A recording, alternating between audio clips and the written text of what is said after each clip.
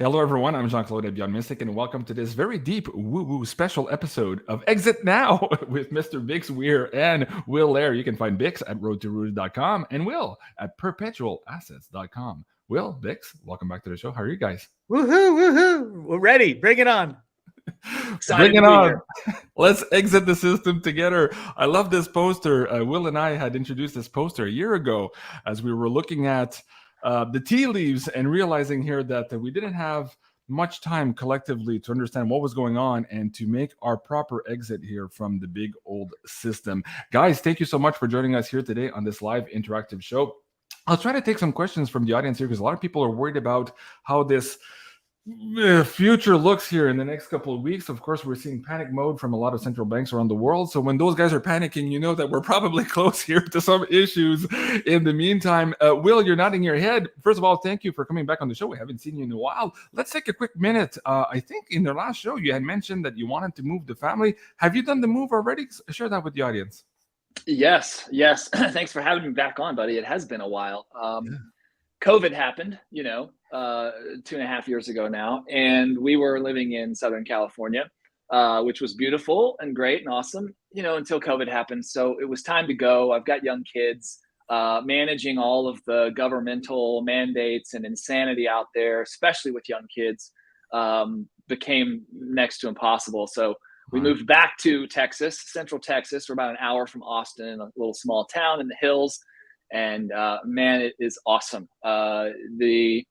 The prevailing sentiment of freedom out here is palpable.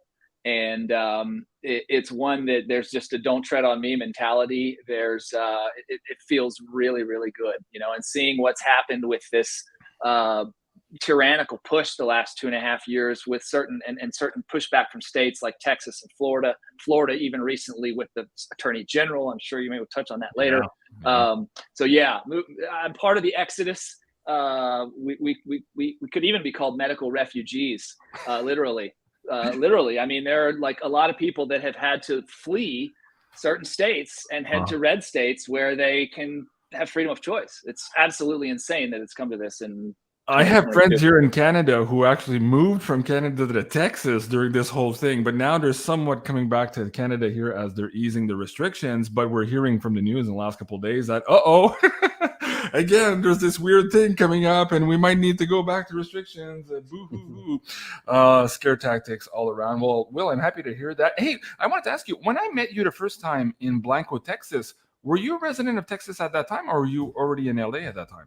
I was in San Diego at that time. Oh, okay. So I had lived prior to that, about 5 or so years prior to that, had lived in Texas, but at the time was living in San Diego. Yeah. Gotcha. Okay.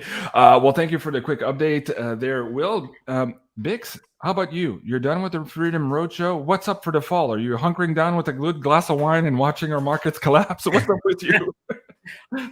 Truthfully, I'm kind of sad. I mean, I've always said that in life, it's not the destination, it's the road you travel. That's the whole idea behind the road to Ruta. Yeah. And you learn a hell of a lot more from the path that you take, the ongoing fights and battles and things that you do to get to a certain destination than you learn from just getting there. And I really feel like in my soul, it feels like, okay, it's time to wind down. That's what about the silver battle and all that. The world knows now. I mean, there's not an economics person on the planet, I think, that doesn't understand something's skewy about silver being, less than 38%, 36% now, around there of its all-time high from 1980 and the amount of money printed and all that. Right. Anybody in the silver market, everybody believes it except those trying to convince us that there isn't a rig going on, which is the CFTC, the regulators, the likes of Jeffrey Christian and the big banks. So, I mean, it's kind of, I'm in wind down mode is what it feels like. There's nothing more to discover. Once you discovered the truth, now I'm just waiting for, the fallout. And then I'm sure there are other things I'll be interested in moving forward, but we're at the end of the road to Ruta, shall we say. And I'm kind of sad. I missed the adventure. But yeah, I'm sure we'll have more new adventures. But to me personally, I've been doing this for 20 years and we're there. So it's kind of like, wow, just sit back and watch the show. It's frightening. It's bitter and it's sweet at the same time. It's sweet because, oh my God, we're not crazy. We forecasted this for long. It's here. It's bitter and maybe stressful because, like, oh my God, it's actually here. So I totally get you. And what was interesting too, I saw this poster on Zero Hedge this morning, top bank strategist. It's no longer science fiction to say we need a systemic reset. We are all heading for trouble at crazy warp speed. And then we'll get into that in a second here. But Will, I wanted to ask you, of course, you've been helping people exit the system, try to find diversification here outside of this matrix of control on the financial markets now for many years. I wanted to ask you, since the last time you're on our show, what are you seeing as a theme from your customer base? What are the new customers saying also? Because there's a lot more people waking up to the fact that, of course, this is a huge Ponzi scheme. And as they're seeing everybody else run for the exits, as we're seeing everybody drain the physical silver and gold from all of these markets, they're realizing that probably something's wrong here. So what are you hearing from your clients, Will? Yeah, well, it's honestly, COVID was such an anomaly for everything, right? For us included. Once COVID hit, business like exploded, and to the point where we stopped marketing for 2.5 years because people were just waking up in mass and coming to us, right? Whether they were finding BIX's channel, finding your channel, whatever, and then ending up finding our website. So that was great. And then we hit a little lull probably earlier this year. We're like, okay, time to get back to work. So it was business as usual, really. And then, I don't know, August, September of this year, or towards the end of the summer, I'm winding down from summer, and business as usual, paying the, doing my regular 9-to-5 kind of thing. And I noticed in my clients an increased fervor, an increased urgency, as we've seen in the past, anytime there's these big events or big swings or whatever. But this one came kind of out of nowhere. There wasn't a crash in silver price. There wasn't, some big announcement from the Fed or anything. It was just all of a sudden there was a lot of urgency. Hey, can we get the silver in? Hey, can we get that IRA rolled over? How long is it going to take to get the Bitcoin purchase? A lot of urgency, a lot of almost panic. And then I started sort of scratching the surface a little bit in mid-September and was like, oh boy, here we go. Things are, the stage is being set here.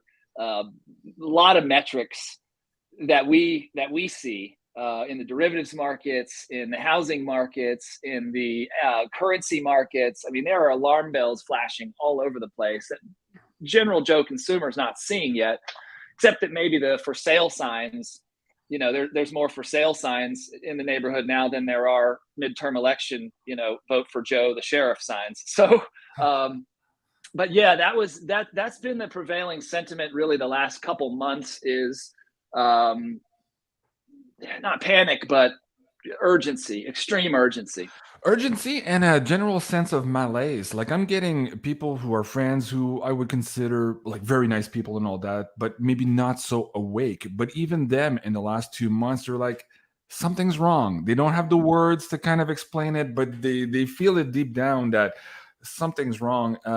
Bix, you're shaking your head. There's a lot wrong, of course. Yes, indeed. And if you look at the big scheme of things, we're seeing this advent of cryptocurrencies. Russia just announced last week that they would accept international trade in crypto. Of course, we talked about in the last couple of months this peg to the gold with the ruble in terms of energy supply. So we're seeing big changes, and perhaps also this new competition to the LBMA. But what are you hearing, Bix? Also, I had Bill Holter on about a month ago.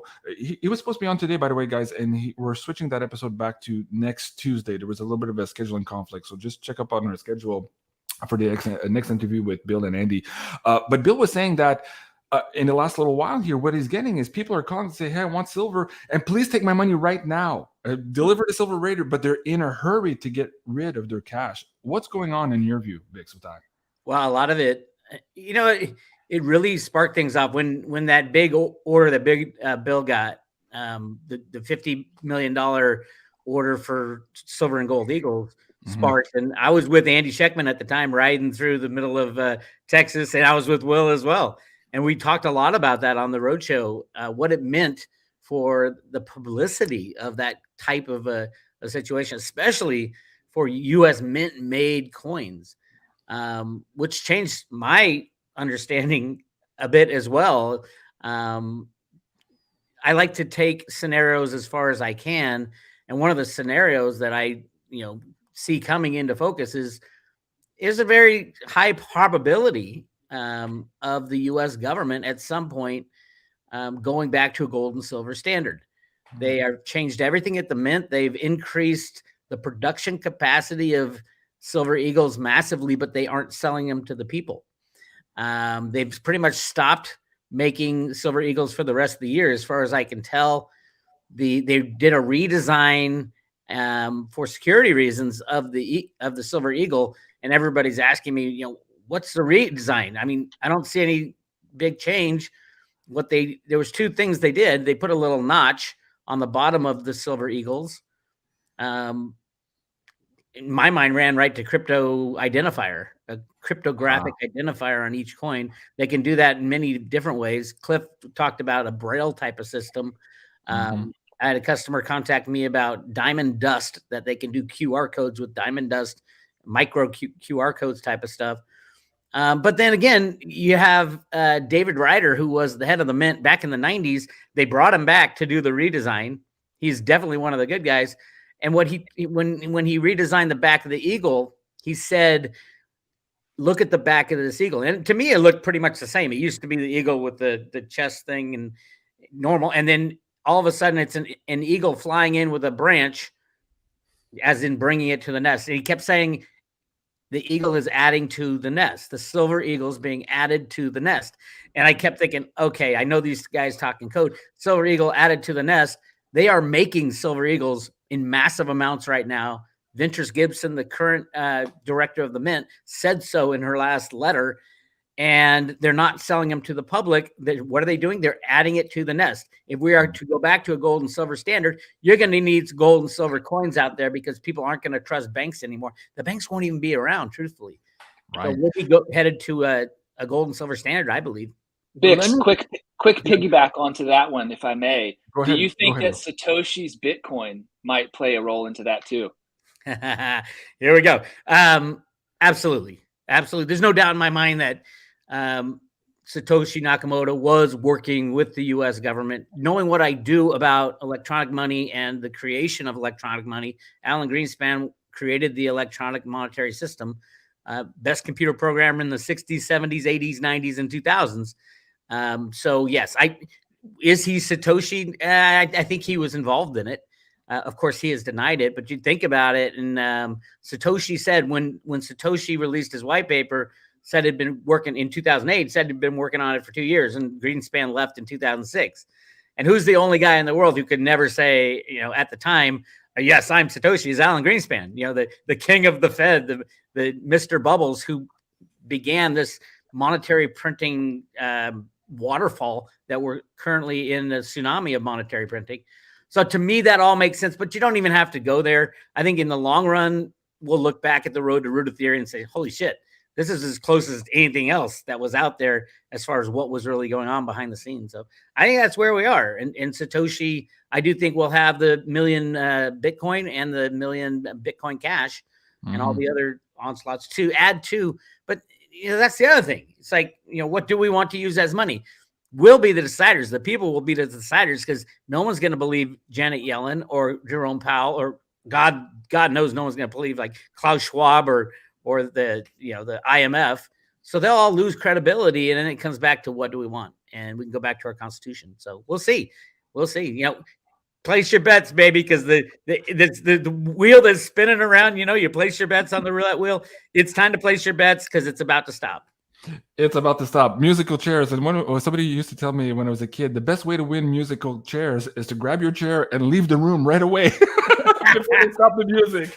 That way you're sure you have your chair. And of course, that relates to having gold and silver and crypto in your own possession. This is what Biggs and Will has been saying for a long time now. Hopefully you guys understand the picture. If you're new to all this, not sure what you were talking about, go to root2rooter.com. You'll see the original series there of the Root to Rooter theory, the comic books, the follow-up comic books. Bix does a great job explaining that and why. Perhaps right now we're exactly into that. Bix, you mentioned, and Will, you both mentioned Cliff High here.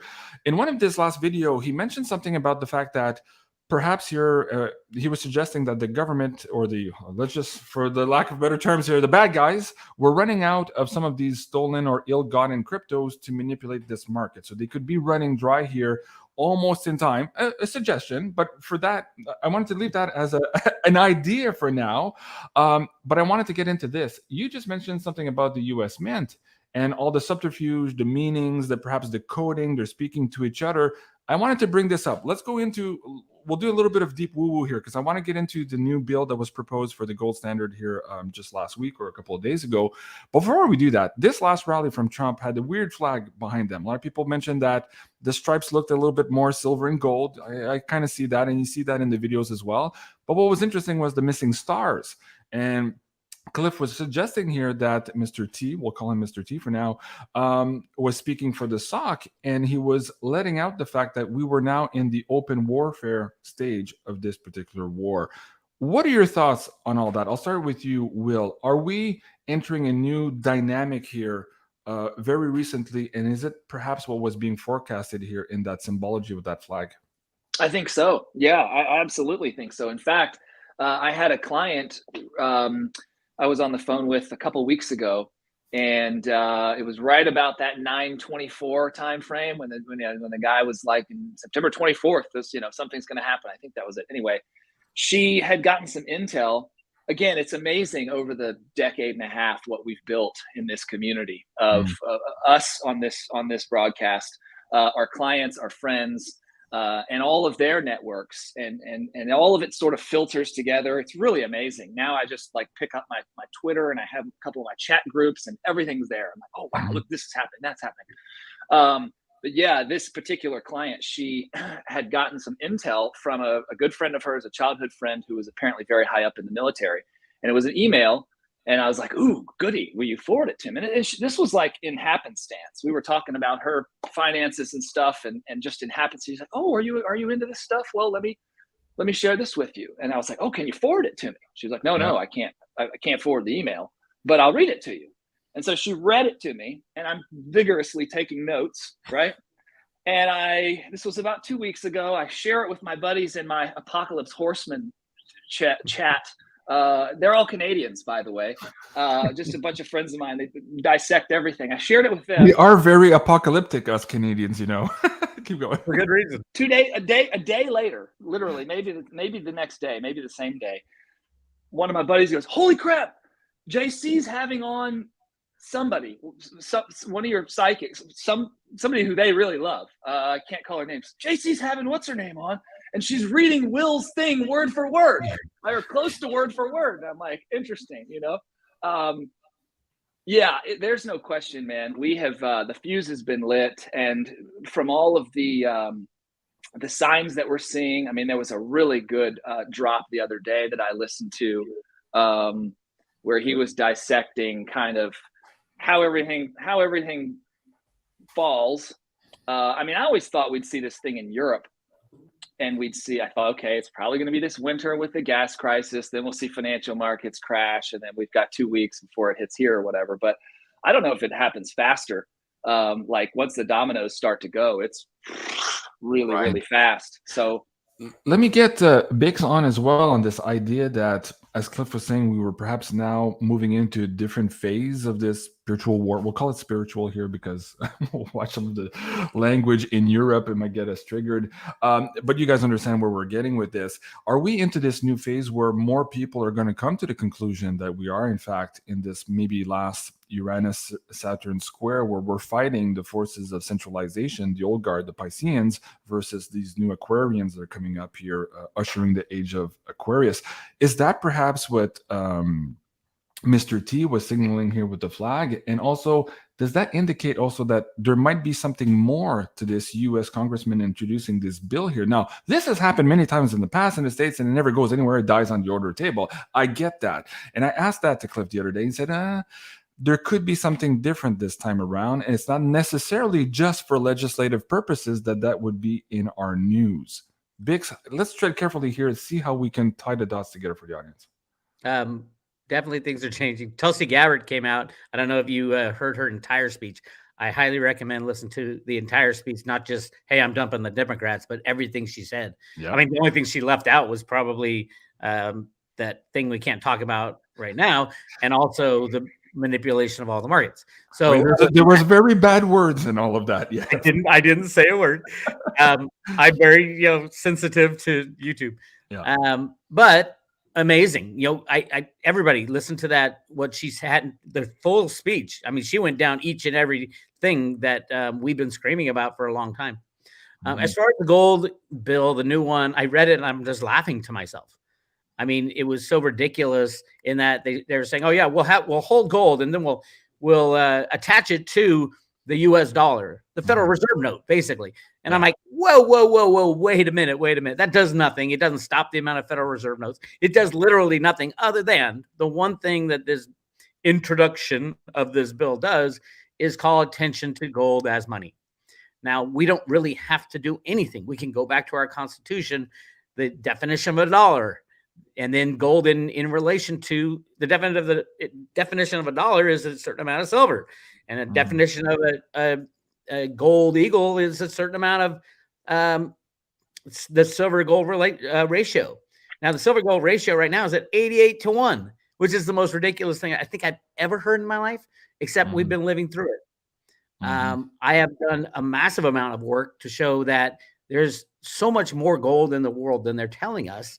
Remember who's telling us how much gold there is? It's the likes of Jeffrey Christian and JP Morgan and the World Bank and people like that are telling us how much gold there is. The reality is there's probably at least 10 times the amount of gold they say there is, or even up to 100 times.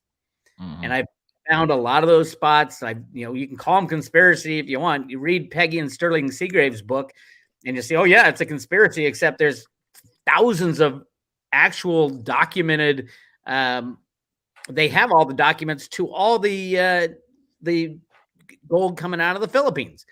I mean, this is court documents. That in your work, also researching the Grand Canyons, guys, you can go check that out. That's a separate thing. The Grand Canyon. I've been diving into that for a long time. But the reality is, when we go back to a gold and silver standard, there'll be plenty of gold. People are like, well, there's not enough gold. Of course, there's enough gold at some price. What we need to get into our minds, like I saw someone in the chat saying, how am I going to sell my silver? You won't be selling your silver. Silver is money. Silver will be money. Gold will be money. You won't be selling it. You'll be buying things with it, but you won't be selling it for fiat money. That will be literally all it takes is one of these too big to fail banks, Credit Suisse, for example, to go and poof, every single bank on the planet is gone. Because of the used to say this to people also, I'm not buying silver. I'm returning these promissory notes for the real actual money. And I'm holding here, I don't know if you guys know this, Canadian Tire money. So it's like fake coupon money from Canadian Tire, one of those big stores in Canada. But it's about the same as the Federal Reserve note. It's just a promissory note. It's not real money. So let's switch gears here and talk about Credit Suisse. BIX, you and I in the last show, and I think Will also, we had looked at this, how we were forecasting the 2007, 2008 era, and we were trying to plot that in time to see where we were here in the last couple of years. Now, we've seen the rumblings, we see a lot of smoke, and for some extent, when people who are doing the deep research, they can kind of see the fire already behind the smoke. So we know something's wrong. Here, Credit Suisse, this last weekend, the CEO, I believe, on the Friday night said, oh, we've never been in the strongest position. By Monday morning, of course, their stock were down, and he says, actually, we might have some issues. So it's kind of like that Lehman thing all over again, and yet we're telling us that everything's okay. Don't look over here. Is Credit Suisse, in your view, let me start with Will first, perhaps the new Lehman moment? Is it going to start there, or is it going back to maybe the BOE, the bond route right now that we're seeing in England? What are your thoughts on Credit Suisse, and tie that into where we are in terms of hitting that aha moment where everybody knows, as in 2008, that, oh yeah, okay, we've just engaged these credit default swaps, dominoes, and we're down a very ugly path here. Are we almost there, Will? I think Credit Suisse is the Lehman moment. I think it started with currency markets. BIX and I were texting each other, I don't know, 3 weeks ago when the would start with the euro, when the euro went to parity with the dollar, and then a week later, the pound went to parity with the dollar. And those are otherwise very stable, multi-trillion, huge markets. When they have a massive move like that, it triggers huge dominoes in the derivative marketplaces. And I have a feeling that's what the Credit Suisse breakdown is a result of that. So yeah, I think the fuse has already been lit. It's just a matter of when it's noticeable by the masses that the dominoes have begun to fall. And that's probably, your main sirens, your equity markets, and your pundits. So until the pundits on TV are talking about it, and or until the equity markets are reflecting it, people aren't going to, it's crazy. Everything's kind of held together with super glue and sticks right now. You've got dollar soaring against other currencies because they're all garbage. COMEX is trying on its last leg to suppress metals prices. We've got inflation. What were the BLS numbers that just came out today? And I don't know, were those what were those year over year stats? But there's, for the BLS numbers to be that bad, and they were bad. They were really bad. And what wasn't on there was organic butter. And I could tell you that stuff's like double what it was 6 months ago, because, I buy the 4-pack. And anyway. Well, Zero Hedge had an article out this morning saying it's Jover. I thought that was absolutely interesting. Horrible, brutal disaster for Democrats here, of course. The CPI report was out. And Bix, you were just alluding to this, why they were painting the tape in silver here in the last couple of days and prep for this announcement here. Do I want to go there first or not? Actually, yeah. Why don't we talk? Go ahead, Bix. Go ahead. One comment on Credit Suisse, and I think it's very apropos that you're relating it to a Lehman moment, because the Lehman days, it wasn't a moment. It was about a year. Bear Stearns went down, Lehman went down, and then on September 11th, 2008, the whole system was 30 minutes away from imploding. Back then, one of the main culprits, what really kicked it off, was the credit default swaps, which was built and run by Blythe Masters at JP Morgan. She had built this atrocity that basically what it did was it allowed bankers to double up on or triple up on credit of anybody. They can lend any amount of money to anybody without getting capped out by their regulators, because they were buying credit default swaps, which in essence brought them to a net zero exposure, which was bullshit, because those credit default swaps are being bought and sold. Anyway, so they were circumventing the reserve requirement ratios by using the CDS. Okay, yeah, keep going. Yes, not only the reserve requirements, but also they have a certain amount they can allocate to each credit, and by throwing a credit default swap, it zeroes that out again, so they can lend $1 trillion to Bernie Madoff if they wanted, if they have enough credit default swaps. That was kind of the impetus, and Blythe Masters was the champion of that from the mid 90s to the crash. Blythe was then put in charge of precious metals at JP Morgan and all the commodities. Blythe then went on, when the derivative bubble was popping, she went on to the ISDA, which is the derivative regulator of the world, and completely changed the rules of that. I'm putting this out there. The Credit Suisse just hired a brand new chairman of the board for Credit Suisse, and guess who it is? Blythe Masters. Wow, she's back. She's back. She got put as the chairman of the board at the beginning of this year, and now there we have Blythe right at the heart of the derivative mess. And how she got out of got the derivative players out of that was a lot of lying, cheating, and stealing. But this time it's just way too big. We have bigger bubbles, a bigger derivative market, way over $2 quadrillion in derivatives that are about to go bad, and there is no saving the system from that.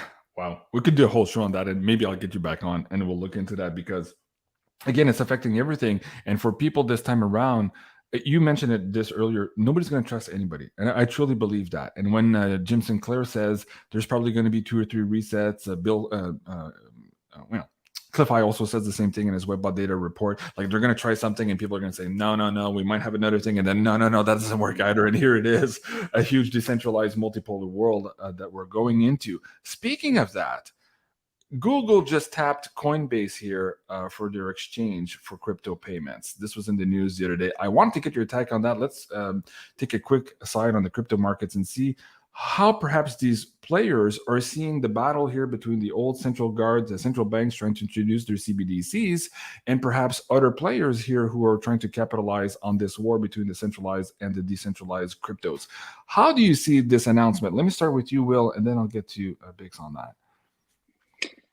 Yeah, it doesn't surprise me. We're seeing, this reminds me actually of post 2017 when after the crash, and then you had Goldman Sachs acquiring Poloniex via Circle, where basically they're trying to make acquisitions and build on-ramp, off-ramps and control them. Whether this is without reading into it more, because that's the first I'd heard of it, is it a move to control or is it a move to integrate?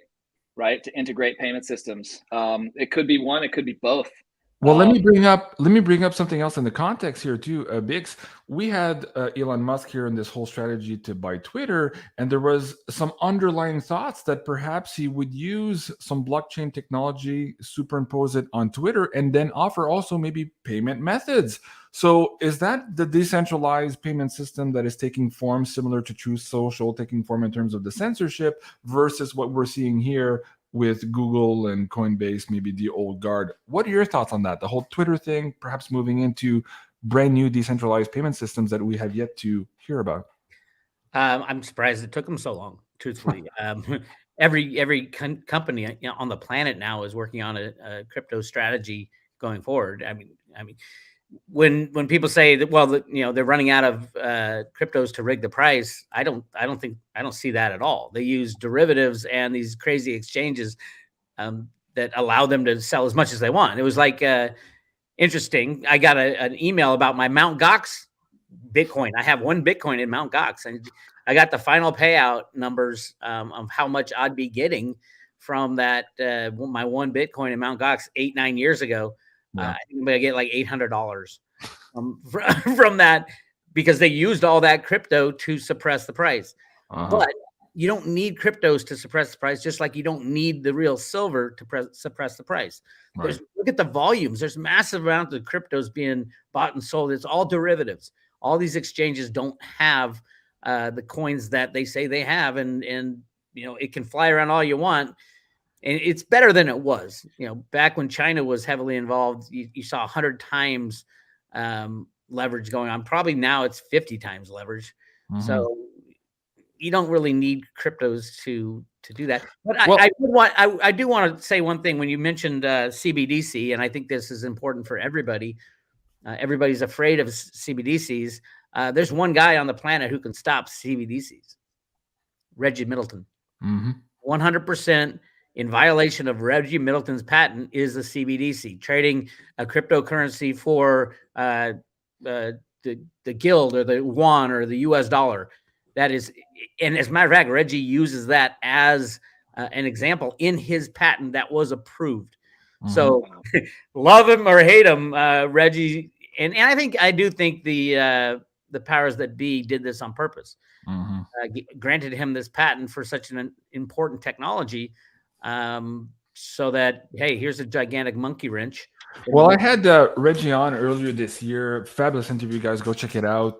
I think it's on this channel. It might have been deleted on my previous channel. I can't keep track anymore. But at any rate, he was really fabulous on that interview. And I have to have him back because, again, we're still looking for this WebBot data prediction where the government would come back hand in hand maybe to Reggie Middleton after all of this breaks to reboot some type of I don't even know what that all makes sense with what you just said a minute ago about there being multiple attempts at a rollout, right? So maybe the first attempt is with the CBDCs or some type of Ripple bridge or whatever, and that fails. Maybe there's a couple attempts where the powers that be, the deep state, whatever, tries to integrate, tries to maintain control and basically plop all of the fiat debt onto a new blockchain. Until finally everything fails, and ultimately they have to come up to Reggie and say, hey, we need your technology, and or all of it's ceased and desisted because Reggie holds the patent. Right. Well, that's exciting also because I saw this tweet the other day. Can't verify it yet, but over the last couple of years, I've been tracking and try to track and reading the tea leaves here really as to what Amazon was going to do. And in my view, the last time I really looked at it, it felt to me that they were starting to create like enterprise level services for people like you and I to have points of sale and have it all integrated in a crypto network framework, right? I just saw this yesterday. Again, can't verify it, but it looks like there's an XRP Ledger node server setup now offered on Amazon Web Services. Now, whether they're using XRP or not or something else, it's interesting to see that we're there now. Of course, Bix is nodding his head. He's been screaming about this all the time, that this was coming and that everybody and their mom were preparing this behind the scenes, even though they were telling us the dollar is strong. What do you make of this Amazon thing? Is there a partnership there, perhaps with XRP? Whether it's that or not, are you seeing that as a decentralizing effort? Is it controlled opposition to this next reboot? Where do people, because a lot of people are going to say, JC, Bix, where do I put my money? This is so complicated, right? I know. Yes, I know it's very complicated, but Bix, let's try to unmuddy the waters here. Well, going back, like 5 years ago, people had found the URLs Amazon/Litecoin, Amazon/Bitcoin, Amazon/Ethereum. So it's been in the works for a very long time. My take is that no company can run their own blockchain, because that's a centralization problem, and use that as the money. So Amazon can't run an Amazon blockchain and have Amazon bucks. That's too much centralization. This is why I'm really excited about what's going on with Theta right now. Theta, as of December 1st, is going to have subchains. So an Amazon can make an Amazon coin, but get the verification off the Theta blockchain. Mm-hmm. And that's Metaverse City. That is going to, I think that's the biggest change that's coming people can do it now, but this will be the largest, most secure, fastest blockchain to do something like this. And do you think, Bix, that this announcement is what eventually propels Theta to some of the numbers that Michelle White-Dove was seeing a couple of years ago? We've had this weird like sideways move here for the last year or so in Theta. We hit the record high of 15 last year, I think, and now we're back down into low one digits. Do you think that this announcement, and perhaps that in conjunction with everything else, all the markets breaking, is what really makes Theta the winner here? I think as time goes on, Theta's doing everything right. They've hit all the numbers. As far as price, nobody in the world knows what Theta is. I mean, there's so few people are involved in what this technology. It's really a technology company if you think about it. I mean, tomorrow Samsung could download an edge node on every single one of their devices around the world, and all of a sudden, boom, everybody's mining Theta fuel and don't even know they're doing it. Mm-hmm. So a lot of people still, I've tried to explain it for a very long time, still don't understand how big Theta is going to be. I think as time goes on and people say, okay, we are moving into a digital world, what can we trust? Who's involved with what? You look at the people involved with Theta, you got Google, you got Samsung, you got all Lionsgate, all these major players involved with Theta because they see the future. And the future is decentralization of video and everything. If you look at the amount of video traffic that goes through the internet, that's the vast majority of what the internet is supporting right now is video traffic. And broadband, major problems with broadband in the future is capacity. And Theta can alleviate a lot of that capacity with a software download. So, I've made this point so many times, but all these other things that they're adding and that they have patents for this stuff. Yeah, they've got so many patents now for technology that they're literally inventing as we go. Bix, for the people who want to run a node, do you still have a course here, or you had some videos on your private road for Theta? How to stake it. You don't. I highly suggest not running a node unless you really like to do it. You can. You go to Gpool, and just remember everything that you stake from your own wallet always returns to your own wallet. Mm-hmm. So it doesn't really matter who you choose.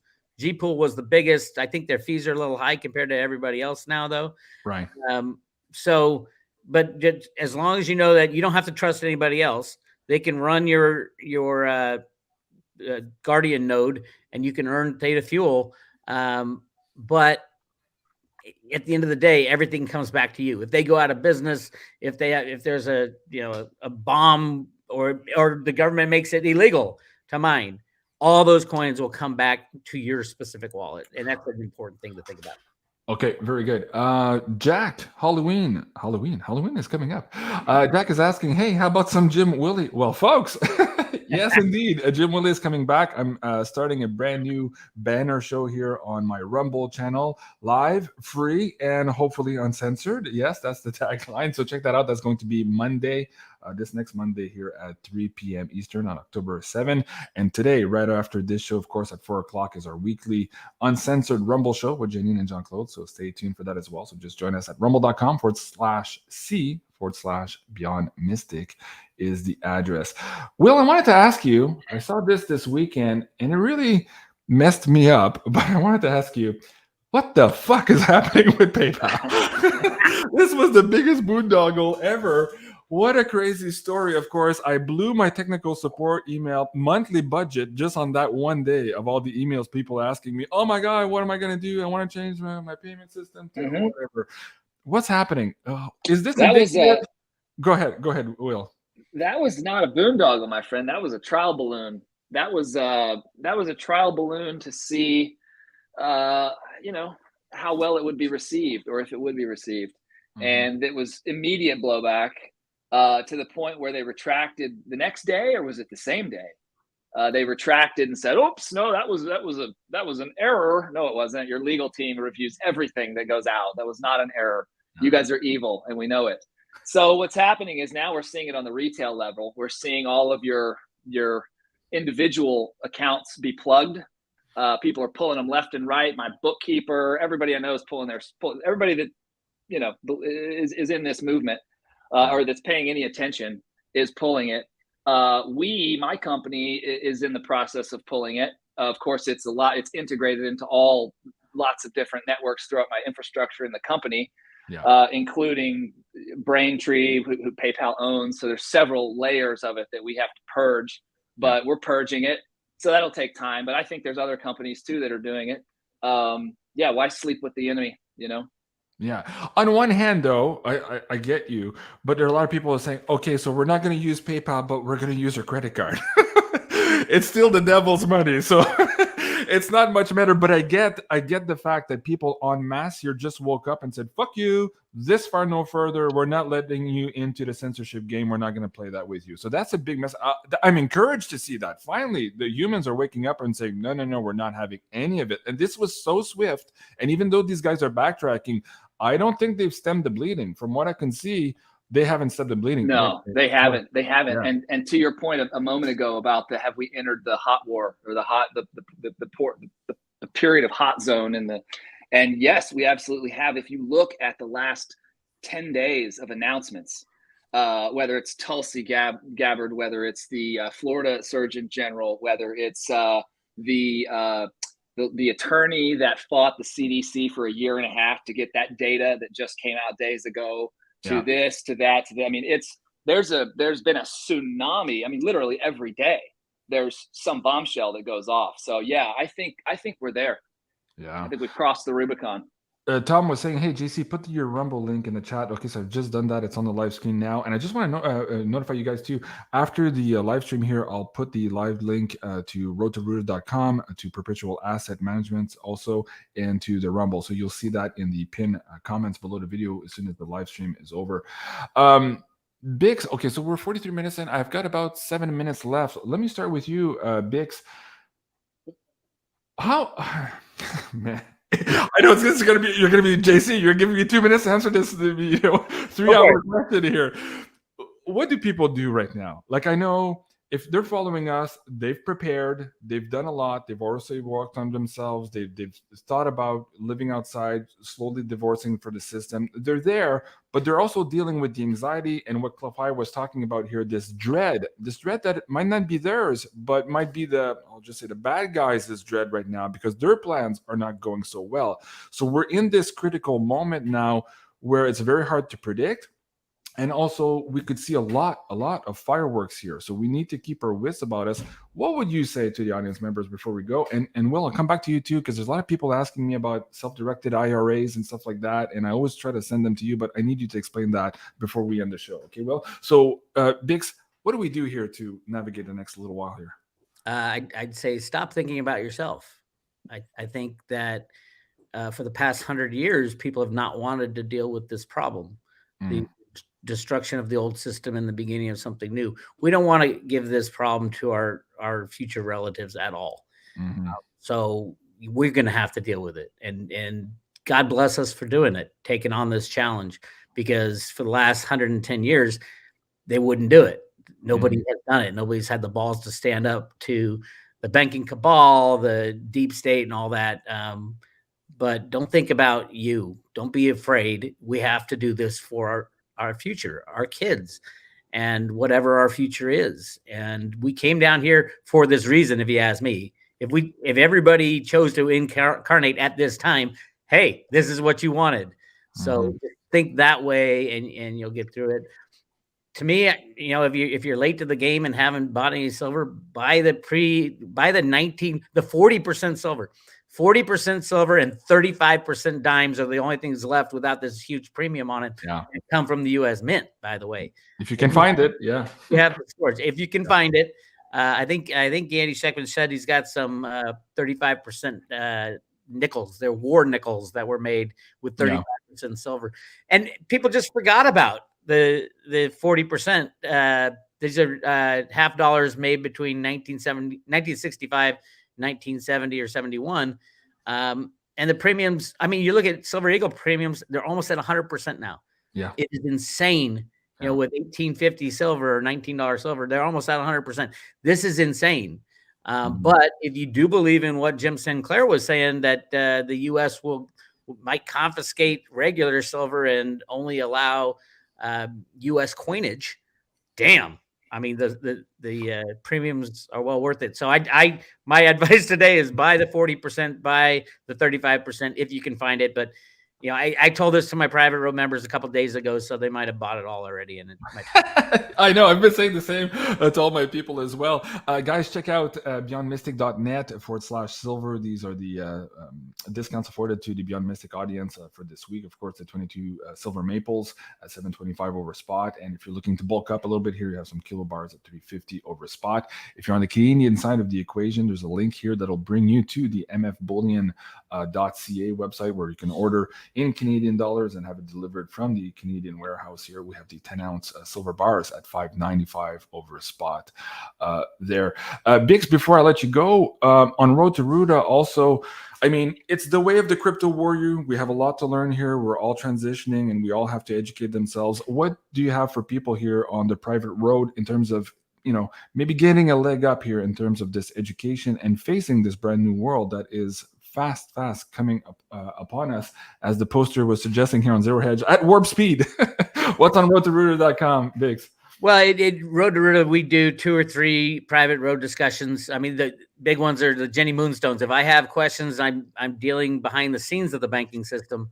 I'll run them by the queen herself, Jenny Moonstone, to get her take on spiritually what's going on. And we work off each other very well and come to conclusions that will blow your mind. And a lot of the stuff, especially about Warren Buffett being the major buyer of silver, she was huge, and she's like, "Yep, that's it." So I dove farther into that.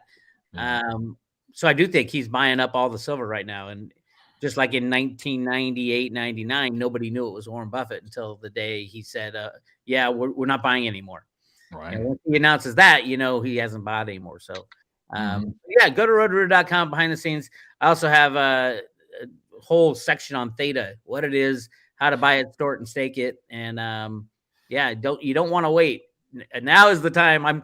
Everybody on the Road to Ruda is sitting there on the sidelines in their lawn chairs right now, just watching this go down. Right. Somebody's asking, what about silver? We've been talking about silver all day. We did. Will, so first, so two questions. One, what do you recommend to people here dealing with all of this stress, anxiety, moving forward in these troubled times? And also explain your services here and your products at perpetualassets.com. A lot of people are asking, okay, how do I exit the system? What are the products and services available to me here? This is complicated, and we need to do that in a timely but very secure way. What do you have for them here at perpetualassets.com? Thanks, buddy. I think what people should be doing, aside from preparing, obviously, in all the different ways, is keep the end in mind. Like, we've got to go through some muck here that we've been waiting for a long time. So, like, let's rip the Band-Aid already. And we got to go through the muck. But once we get through it, we all know what's on the other side, right? I mean, we're going to purge the world of all this darkness that controls everything, including our monetary system, including everything. And we've got to break it all in order to start from scratch.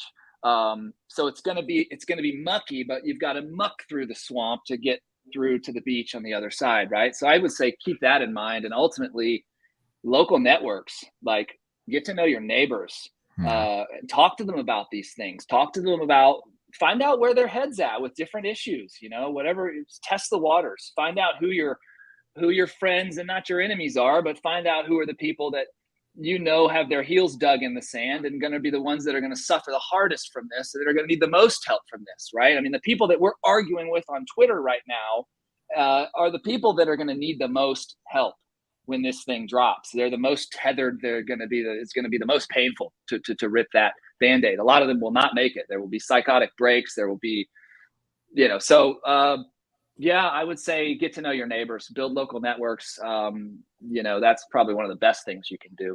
Sure. And about products and services, how to get out of the system? Perpetual assets. We do. We've been doing it almost 10 years now. Self-directed IRAs. We do 3 different things. We have a self-directed IRA that we structure and set up. It's a legal and consulting service, but it puts the client in control. The client takes full control of the assets, the account, the investments, can use it to invest in anything under the sun, from real estate to precious metals to cryptocurrencies. Then we're a metals dealer as well. We're also a cryptocurrency trade desk, so we can help onboard. It's really for, hey, I've got a chunk of money, I need to get it into crypto fast. I can't get through the exchanges, whatever. We can help there with fast onboarding or off. And a lot of people are asking me also here from Canada, our banking system is very hard to take the on-ramp into Coinbase and other exchanges. Can you help Canadians also, if they wire money to you, to set them up and to purchase their cryptos and then send it directly back to their wallets? Can you do that for Canadians? Unfortunately, not at the moment because of banking issues. If you have a lot of Canadian banks have a U.S. component where you can actually send a wire to a U.S. bank and it goes right through the SWIFT system. It's not an international wire. Ask your bank if they can send a U.S. SWIFT system wire that's not an international wire, then we can accept it. But right now, because of banking regulatory just handcuffs, we can't. Right. Okay. Well, thank you for that. And in terms of the self-directed IRAs, is that something also, or do you have something equivalent that could help Canadians with that as well? I wish. No, for the RSIPs, or I believe they're called up there. Yeah, no, RSIPs. And I've had Canadian friends over the years. Hey, if you find something up there, let us know so we can refer people, because we've gotten lots of questions. But no, unfortunately, I don't. If you do find a solution, let us know, because there's a lot of Canadian friends up there that are looking for it. So yeah, BIX and you will have been saying that for a number of years here. As this fire starts, they're closing the gates so you can't get out, and they're also closing the on-ramps to the new system. So this is what we've been fighting for the last number of years, and we're getting closer and closer to that time now. So guys, thank you so much for joining us here today. Please do go and support our friends here at perpetualassets.com. You can find, of course, the Mr. BIX WEIR at Mr. BIX WEIR at roadtoruler.com with his gold or his silver dagger there. And of course, this was the exit now. Please join me in 2 minutes. I'm about to start my live stream with Janine here on our Rumble channel. And please do go subscribe to my Rumble. I'm trying to build the audience there in case we get the boot. There's a lot of weird things things happening in this crazy censorship world of ours. And yes, please also stay tuned for that Jim Willie episode starting on Monday at 3 p.m. on October 17. I'm Jean-Claude BeyondMystic. I love you guys. Please remember to like, share, and subscribe. And we'll see you soon. Au revoir. Take care, guys. Bye-bye, my friend.